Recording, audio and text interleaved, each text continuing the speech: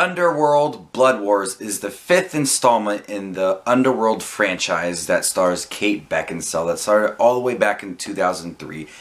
And I have not seen any of these films. My dad used to watch them, and some neighbors of mine used to watch them and talk about how cool they were. But I'm pretty sure it was just Kate Beckinsale they were talking about. And I have never seen any of them. I've seen a snippet of the first one, but that's it. And so I got a screening of this movie and I sat down and watched it. And it's a whatever film, guys. It's a whatever film. This movie follows the vampire death dealer Celine, played by Kate Beckinsale, as she fends off brutal attacks from both the Lycan clan and the vampire faction that betrayed her.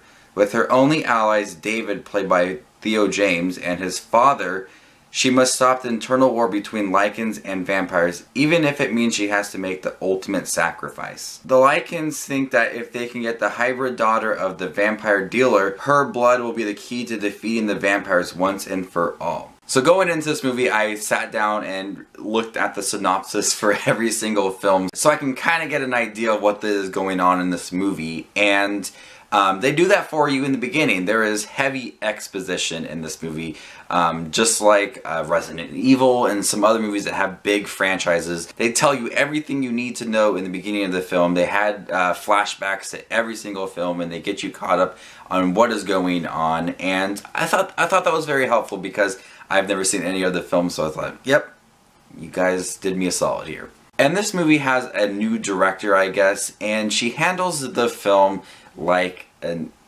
every single just bad action film. There's a lot of action in this film. There's a lot of things that keep the audience going throughout. It's a very short film, so there's a lot of things that are going on. There's a lot of action sequences between the Lycans and the vampires and Kate Beckinsale, but unfortunately the action is filmed. We're questioning, are they actually hitting each other, or does the person really love to edit films? The action is just so quickly edited that you're not having fun with it at all, and you just feel like you're watching another action film. What I did appreciate about this film is that it really feels like a war film, not like a World War II film. You actually feel like there's a war going on between the Lycans and the vampires, and they've set it up previously.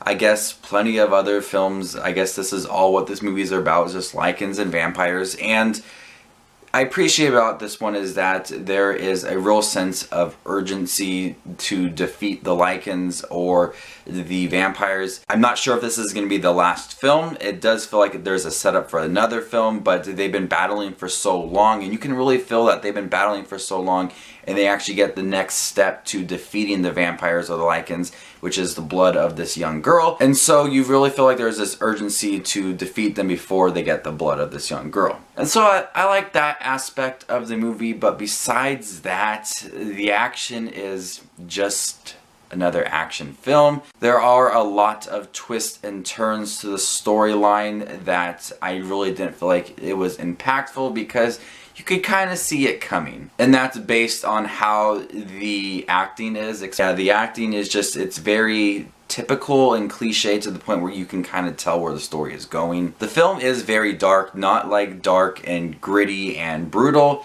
The lighting is dark. It is very hard to see things at times. So I did like that it felt like a war film between these two groups of people, and that there was this urgency to defeat one of them, or the other one's just going to take over and rule this world. But the action was really bad, the acting was really bad, and it was very, very predictable, and it just seems like one of those series that just pumps movies out and they really don't do too much different from everything else.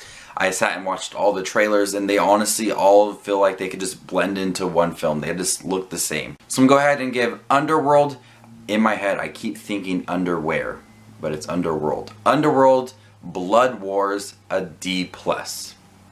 I know this movie comes out like on the first weekend of January, and we already know how January is going to be.